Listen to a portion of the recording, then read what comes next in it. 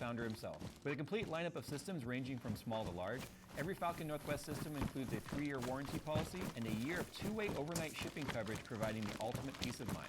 To see all that Falcon Northwest has to offer, follow the sponsored link in the description below. Now that I've recovered from my aneurysm, let's go ahead and talk about this. My aneurysm. This is Win-Arrow Tweaker. So you may have heard of this, you may not have. Basically, this is going to turn all the dip switches in Windows.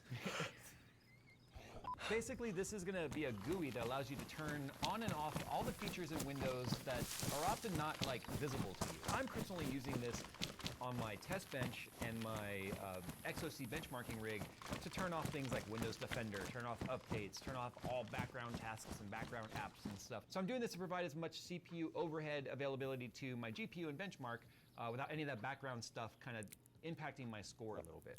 So Win-Arrow Tweaker is free. I'm not even going to put a link to it down below. It's kind of like rule number 1 of whether or not you're capable of using the software is if you can open up your search engine and type Win-Arrow Tweaker, that's the first step. If you can do that on your own, we're good. If you can't, and you're like, why didn't you put a link down below? You're not ready. You're just not ready to go in here and start messing with stuff, okay? So consider it a litmus test at this point. Okay, so first and foremost, let's talk about prep. You want to make sure that you know how to undo any of the changes, because you can actually cause some changes in here that might have an adverse effect in your Windows environment, depending on what you're doing. So if you go over here to Actions, the first one that you want to know is Reset All Tweaks. So basically that means any of the stuff that you've changed from where the default settings are, we'll put them back. The other thing is once you get it kind of set up how you want, and if Windows goes in and does an update and kind of undoes some of your settings, you can quickly export tweaks. Once you're done, you have an export file, and then you can import those tweaks back in later if you want to, if anything got changed, you can load the tweaks back in. So how to reset is very important, and then how to import your tweaks once you've kind of got it all set up as you want. So if we take a look here, it's all broken down into categories. So we've got Home, Bookmark, Windows 11 Appearance, Advanced Appearance Settings, Behavior, Boot and Log On, Desktop and Taskbar, Microsoft Edge. I like how it gets its own category. Settings and Control Panel, File Explorer, Networking, User Accounts, Windows Defender, Windows Apps, Power and Battery, Privacy, Shortcuts, Tools, and Get Classic App. So let's go ahead and start towards the top right here. I'm not going to go through each one of these, obviously. I'm going to go through the major ones that people might be most interested in. But this just gives you an option, and a description box here that tells you what that option does.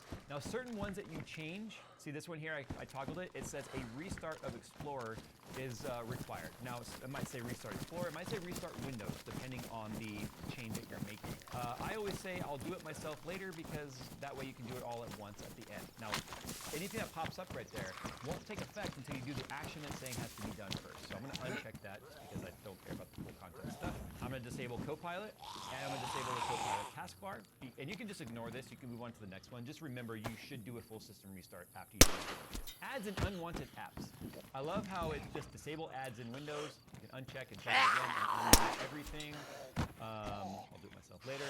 This is all of that built-in, we want you to buy shit that Windows puts in there, because we all know now that Windows is nothing but a mining tool for getting your data to direct target advertise to you to make you spend money. That's all Windows is now. So right here, disable driver updates is kind of a big one here. If you want to take full control over your drivers and you uninstall a driver, oftentimes if you uninstall a driver and your Windows is connected to the internet, when you restart Windows after you restart the system after removing the driver, Windows will automatically start to install a driver again, but it's going to randomly pick one based on what it thinks is the best driver for the case, which is more often than not very old versions of the drivers. So by disabling that means that we're going to make it so that we have to manually install drivers for ourselves, and that's kind of the best thing to do so you don't get driver overlap and other driver conflicts with each other when you install a new version on top of an old one without having to do a clean install. Disable Windows Update. So the default behavior for updates is to check automatically, and you can postpone that out to, I believe, 5 or 6 weeks. Now, if you enable this button, basically it's not going to allow you to be able to even manually go and search for updates. So it's recommended that if you're going to do this, you would have to go in here and disable that, restart your system, then you can check for updates and then re-enable it. Especially, this is very important for like our test bench and whatnot when we're doing our GPU benchmarking and stuff for review purposes. we need to keep the versioning as solid and as consistent as possible. If Windows is going and doing accumulative updates and stuff on its own, now we don't know if any of the variances in run to run that we may have seen would be related to a version change in Windows or so that's why we use this to basically turn off updates entirely until we are ready to push them ourselves. Okay, so the Microsoft Edge tab. You can tell that this one really annoyed the developer because it's called Disable Annoyances and Bloat. So if you click that, this is all the stuff that's bloated into Edge. Disable all that stuff. So like disable follow creators, disable sidebar, disable smart screen, disable sync, disable restore pages, disable shopping, disable rewards, disable mini context menus, disable implicit sign in with Microsoft account. That one's super annoying. Have you ever had Microsoft Edge tell you, hey, do you want to make Edge your default browser and sign in and we can link all your stuff together? No. Okay, you sure you don't really want to do that? Yeah, I'm sure I don't want to do that. Okay, you're saying you don't want to do that, but we're going to make sure you're really sure you don't want to do that. I don't want to do that. Okay, we'll go ahead and ask you again in a while. You can turn that off permanently. It's also probably good practice to just go ahead and enable all these checkboxes in Edge, even if you're not using it. Okay, so user accounts, disable UAC. This is anytime you launch a program and it brings up a little prompt that's like, da-dung, are you sure you want to launch this? And that was a safety mechanism to keep automatic running scripts and programs that were malicious from auto-executing on your system. So it couldn't just do it on its own in the background. If you disable this, that stuff can happen. So it's like a nice to not have an annoyance every time you click on something, having to confirm, yes, I want to run that. But just like currently disabling Windows Defender, which I'm going to show you how to do on here as well, which we don't recommend you do if you're connected to the internet and doing anything important on your system. For benchmarking and stuff, we disable all that stuff. But now just know, if you turn off the UAC stuff, you are exposed now to stuff being able to auto run without it verifying, or you having to say, yes, I want you to run that. So just keep that in mind. I'm leaving it enabled on here because this is a system we're using for other things. Okay, so Windows Defender, like I said, disabling that puts you at risk. But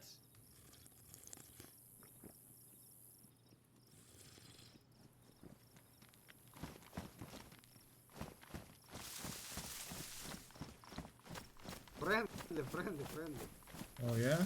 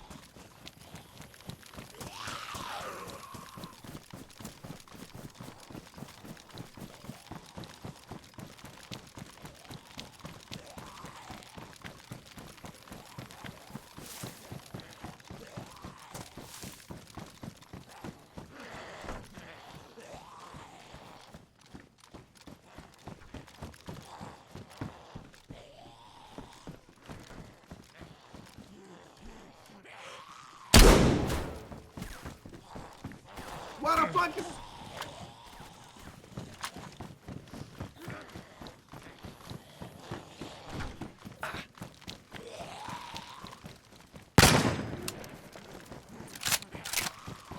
Rocky ball for you.